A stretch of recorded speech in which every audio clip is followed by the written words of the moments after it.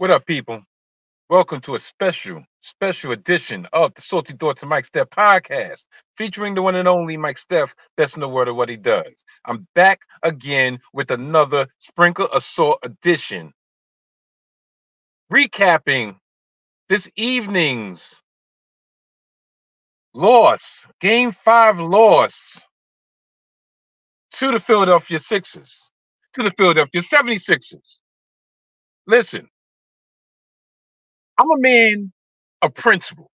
I'm a man of respect. I'm a man of pride. So if my team loses, let's put it this way. If I talk shit when my team is up, then I'm going to show my face when my team is down. And right now, we're down. I'm not going to get into a long, drawn out recap of the game. I'm going to talk about the most prudent part of the game, the most prudent part of this loss, the most important part of this disappointment. That's the best way to say it. Disappointment. I'm not going to say it's a catastrophe. I'm not going to say, oh my God, the sky is falling. The sky is falling. Oh my God, the sky is falling. No, we're still up 3-2 in a game that very easily should have been won, should have been clinched, and we should be home with our feet up, relaxing, waiting for the winner of the Bucks and the Pacers. But that's not the case. Thursday, we go back to Philly. We supposed to handle our business, and we're going to handle our business.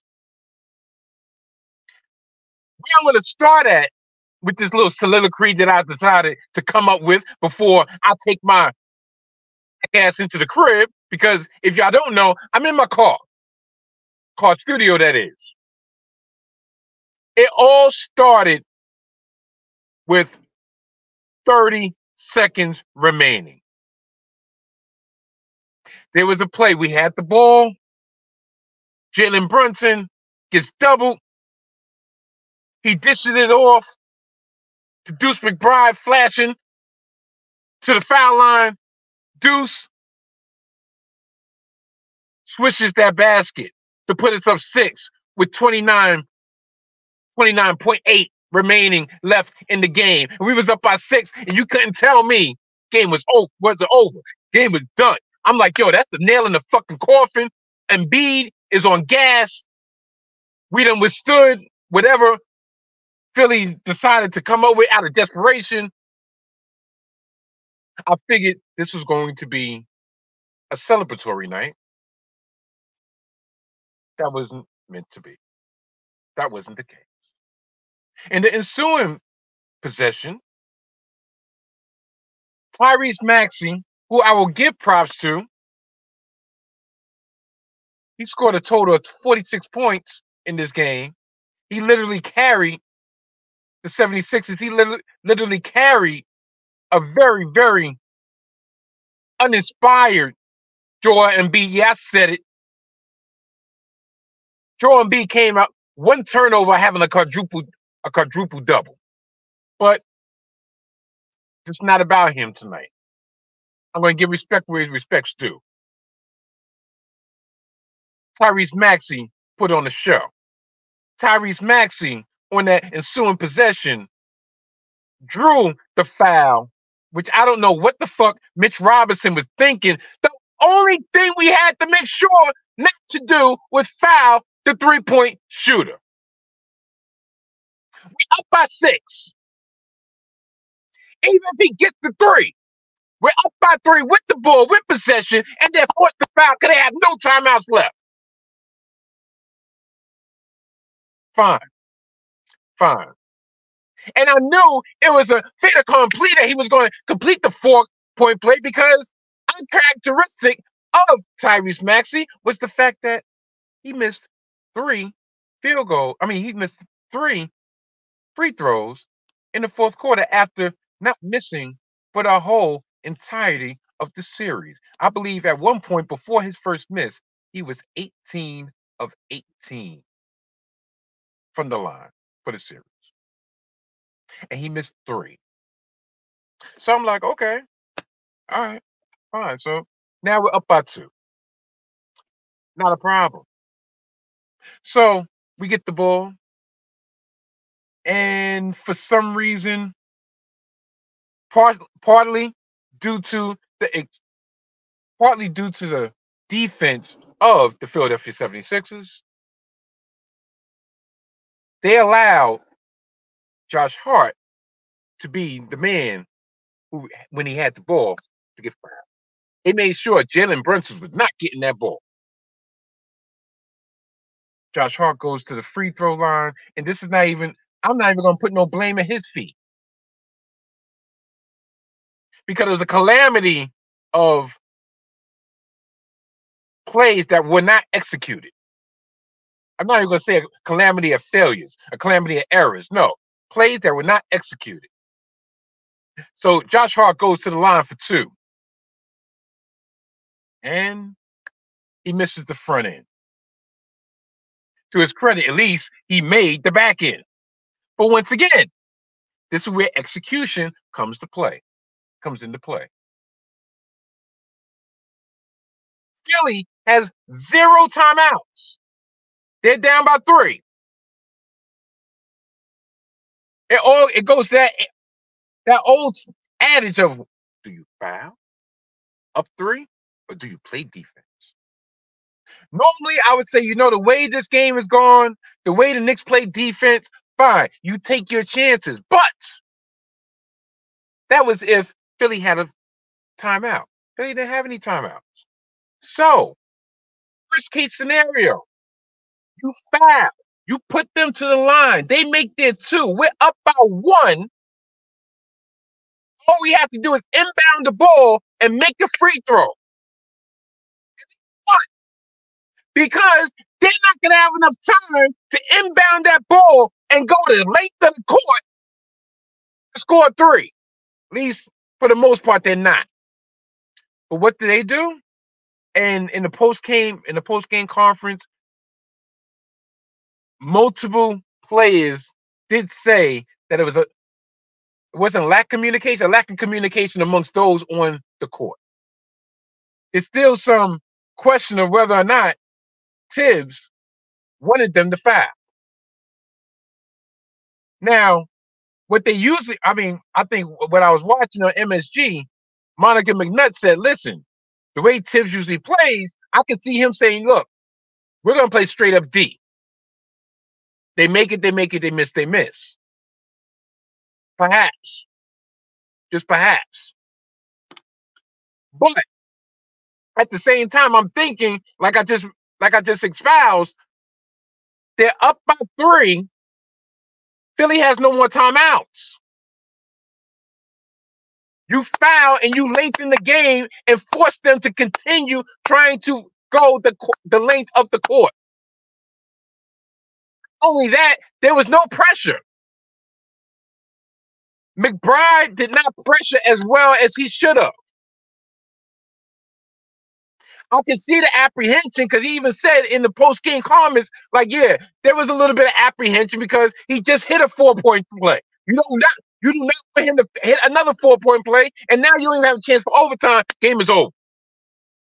Mitch Rob, my thing is, you was up. You was up pressing Tyrese Maxey when you didn't even need to touch him. So why are you playing drop coverage when you actually have a chance to fucking foul him before the game is tied? Another question of mine, and I could swear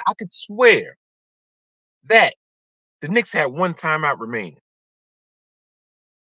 Why don't you use that timeout to set up an inbound play for potential game winner?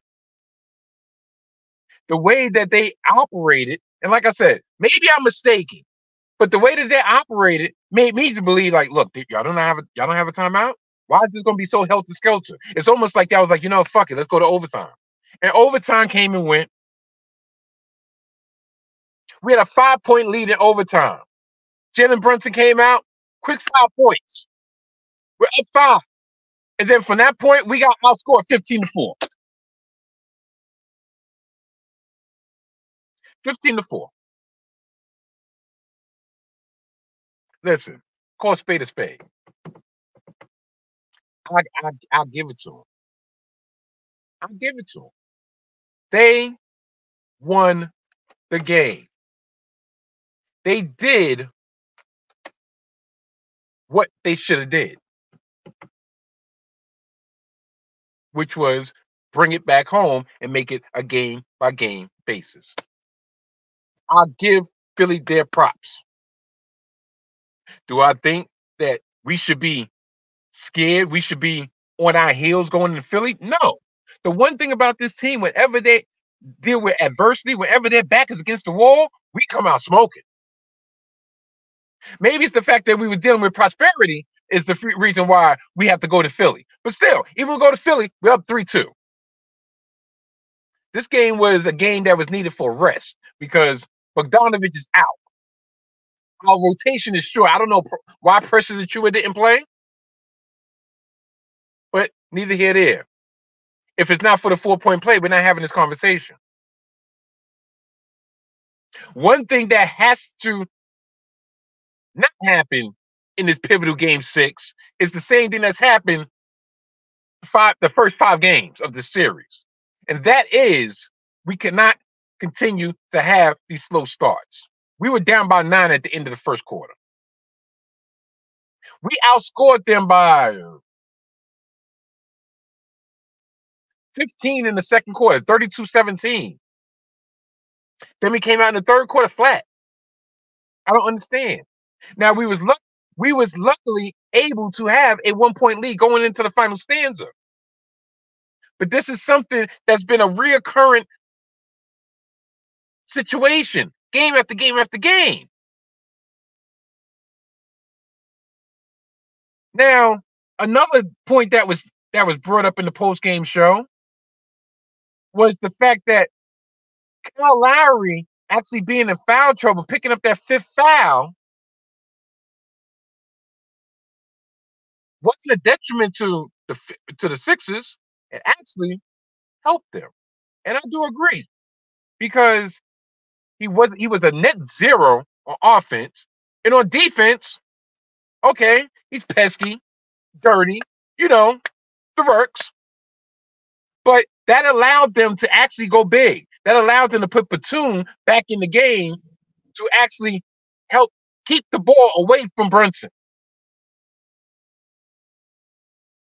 To force someone else to take over.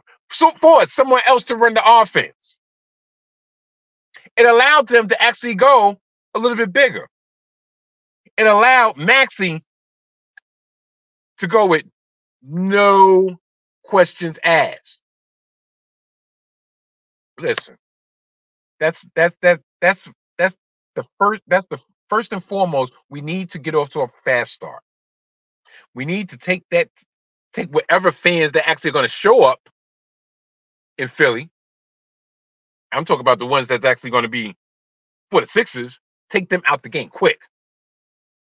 Have them looking like, you know what? We tired of these bum asses. Because if you don't think you thought game 4 was going to be a problem with Nick Nation getting down there and taking over the Wells Fargo, especially after this game, after this performance, you don't think we're going to go down there and show our natural born ass? Got another thing coming. Yeah. Listen, like I said, not going to be on here. Not going to be on here for a long time. I'm not even upset. Not at the slightest. I'm not upset. Disappointed, yes. Upset, no. I came on here for a point. The fact that I wear this orange and blue on my sleeve, on my arm, on my head, on my chest. And I don't duck no smoke. Whatsoever. Will Embiid be able to bounce back after playing 50+ minutes on a bum knee? Only time will tell. I know Josh Hart's about that smoke. He played 50+. I think he played all 53. Brunson played 50+. Maxey, this going to be a battle of attrition. It's definitely going to be a battle of attrition. Both rotations are short. I think we went 7 deep, they went 8, but the 8th man only played 4 minutes. That was campaign. And I'm telling you right now, if they let this bum ass campaign be a factor in game 6, I think I'm gonna lose my fucking head. But it's all good. It is all good. It's all gravy, baby. I know I said Knicks in 5. Well, guess what? I'm gonna have to readjust that. Knicks in 6. Yeah, I said it. Talking to somebody, was like, "Look, I think if we lose tonight, it's gonna go 7." So what? You trying to say we're not gonna go in Philly? We're not capable of going in Philly and winning? Is it something that we would wanted to string out? No. But shoot, I don't see nobody else in the East wrapping it up quick. All right, maybe the Celtics, but the Celtics got their own problems. Porzingis not even going to be available for Game 5. So, but that's not our problem. Our problem is to get out this round. Our focus should be able to get out this round. And the one last thing I'm going to say, the best thing about our team is our even killed demeanor. Tibbs not high or low. He's consistent. Like, look, all right, this one didn't we didn't handle our business on the game 6. Jalen Brunson, all right, the things that we could have did better. Nothing we could do about now on the game 6. Josh Hart, look, all right, look, I messed up. I missed the free throw. There's a lot of things that we could have did better. But guess what? Ain't nothing we could do. Ifs, ands, buts, maybes doesn't really matter on the game 6. And that's what we're going to do. We're going to be on the game 6. And guess what? Win, lose, or draw. Well, again, it can't be no draw, but y'all know what the hell I'm saying. Win or lose, y'all going to see this face on the stream again. Now, if we win, yeah, I'm going to be talking my shit. And if we lose, I'm going to stand up here and take it like a man. Because that's what New Yorkers do. That's what Knicks fans do. Look, we've been down the road of sorrow and suffering for so many years. What are we going to run for? We've been the butt of the joke for how many years? How many decades? What are we running for? We have nothing to scare. We have nothing to be scared about. We have nothing to hide. We have nothing to be ashamed about. It is what it is. So on to game 6. Go New York, go New York, go. Yeah. Goodbye.